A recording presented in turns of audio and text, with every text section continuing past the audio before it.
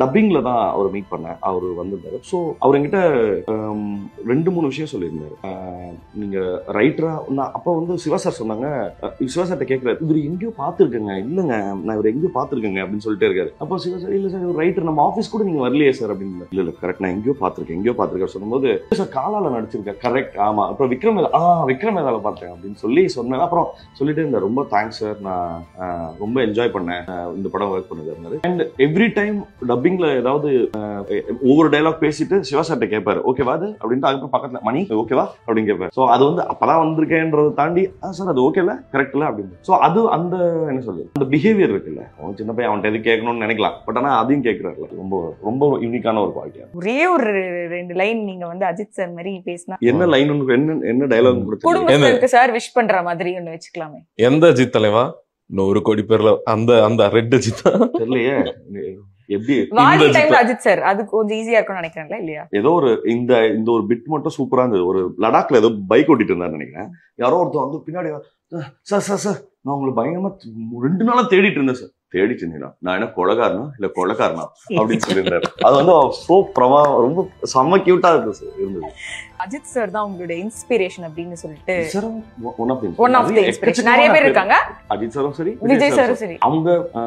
அவங்களோட fashion ஆரல்ஸ் of screen இல்ல, அவங்களுக்குன்னு வெவ்வேறு கனவுகள் இருந்திருக்கு. பட் அதுக்காக அவங்க என்ன சொல்றது, அதுக்கு தகுதியானவர்களா மாறி அதுக்கப்புறம் 2 பேரும் வந்து அவ்வளவு அழகா வந்து அதை என்ன சொல்றது, அதை பர்சீவ் பண்றது பார்க்கல அவ்வளவு நம்பிக்கையா இருக்கு. ஓஹோ, இப்ப நம்ம கூட இன்னொரு வெவ்வேறு பெரிய கனவுகள் இருந்தா அது ஒன்றும் பலிக்காமலாம் போகாது, ஆனா ஒர்க் பண்ணிட்டே இருந்தா அது 2 பேருமே அவ்வளவு பிரமாதமா பண்ணிருக்காங்க. அவ்வளவு கிரேஸ்ஃபுல்லா இருக்கு பார்க்க. அவங்க ஸ்டார்ட் பண்ண இடத்த பார்க்கணும், ஓகேவா? To where they become now. நீங்க பாத்தீங்கன்னா, நான் யோசிச்சு பாருங்க, இப்பதான் ஒரு 10 படம் நடிச்சிருக்கோம்னு வச்சுக்கோங்க. இதுக்குள்ள நான் வந்து என்ன சொல்றது, வேலையெல்லாம் முடிச்சுட்டு ஒரு 6 மணிக்கு வீட்டுக்கு போறதுக்குள்ள அவ்வளவு கேர்ஸ் இருக்கு மண்டைக்குள்ள. நான் இத்தனைக்கும் வந்து அவ்வளோ ஒரு ஸ்மால் டைம் ஆக்டர்னு வச்சுக்கோங்க. பட் நான் யோசிச்சு பார்ப்பேன், அப்போனா அவங்க எவ்வளவு கோ த்ரூ பண்ணிருப்பாங்க. லைக் பீட் அஜித் சார், விஜய் சார், சேஃப், யாரை வேணா சொல்ல, அப்ப எவ்வளவு கோ த்ரூ பண்ணிருப்பாங்க. எனக்கு வந்து நினைச்சு பார்த்தாலே இல்ல, ஐயோ என்னென்னலாம் கோ த்ரூ பண்ணிருப்பாங்க அப்படிங்கிறது தான். நீங்க இந்த இடத்த அடையிறதுக்குல நீங்க எவ்வளவு சாக்ரிஃபைஸ் பண்ண வேண்டியிருக்கு, எவ்வளவு உறுதியா இருந்துகிட்டே இருக்க வேண்டியது இருக்கு. ஏதாவது ஒரு சமயத்துல நீங்க லெட் டவுன் ஆயிட்டீங்கன்னா உங்களை அவ்வளவுதான் முடிச்சிருவாங்க. ஸோ நீங்க கண்டினியூஸா ரொம்ப உங்க கார்டை வந்து வச்சுட்டே இருந்திருக்க வேண்டியதா இருக்கு. ஸோ அது வந்து என்னைக்குமே பயங்கர. நீங்க ஸ்டார்ட் பண்ண இடத்த பாத்தீங்கன்னா உங்களுக்கு பயங்கரமா இன்னொரு அப்படி இருந்திருக்காங்க.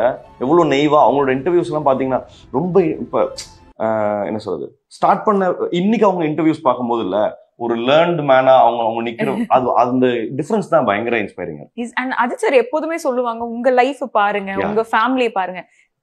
இப்போ இந்த ஆஃப்டர் வின்னிங் த ரேஸ் நிறைய பேசுறதுக்கு கேட்கறதுக்கு சான்ஸ் கிடைக்கும். அதுல ஒரு விஷயம் சொல்லியிருந்தாங்க, அஜித் வாழ்க விஜய் வாழ்கன்னு எவ்வளவு நாள் சொல்லிட்டே இருப்பீங்க, நீங்க எப்போ வாழ போறீங்க அப்படின்னு சொல்லி ஒரு ஆக்டர் வந்து கேக்குறாங்கன்னும் போது அதுக்கு ஒரு இது வேணும் இல்லையா? இன்னொன்னு அது வந்து ரொம்ப ஜென்யூனான ஒரு ஆதங்கமா தான் பார்த்தேன். ஏன்னா ஒரு தடவை நாசர் சார்கிட்ட பேசிட்டு இருந்த போது அவர் சொன்னாரு, இந்த ரசிகர் மன்றங்கள்னு ஒண்ணு இருக்குல்ல, அது வந்து அதுல எங்கேஜ் ஆகிற பீப்புளோட லைஃப் பாத்தீங்கன்னா ஒரு 18-17 வயசுல இருந்து ஒரு 35 வயசுக்கு வரைக்கும் அதுதான் ஒரு மனுஷனோட பிரைம் டைம்.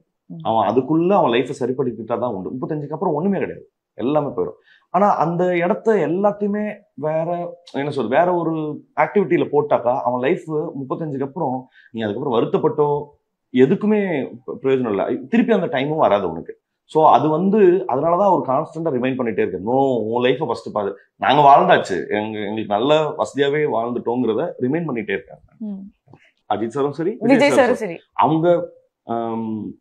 அவங்களோட பேஷன் ஆரல்ஸ் ஆஃப் ஸ்கிரீன் இல்ல, அவங்களுக்குன்னு வெவ்வேறு கனவுகள் இருந்திருக்கு. பட் அதுக்காக அவங்க என்ன சொல்றது, அதுக்கு தகுதியானவர்களா மாறி அதுக்கப்புறம் 2 பேரும் வந்து அவ்வளோ அழகா வந்து அதை என்ன சொல்றது, அதை பர்சீவ் பண்றது பார்க்கல அவ்வளவு நம்பிக்கையா இருக்கு. ஓஹோ, இப்ப நம்ம கூட இன்னொரு வெவ்வேறு பெரிய கனவுகள் இருந்தா அது ஒன்றும் பலிக்காமலாம் போகாது, ஆனா ஒர்க் பண்ணிட்டே இருந்தா அது 2 பேருமே அவ்வளவு பிரமாதமா பண்ணிருக்காங்க. அவ்வளவு கிரேஸ்ஃபுல்லா இருக்கு பார்க்க.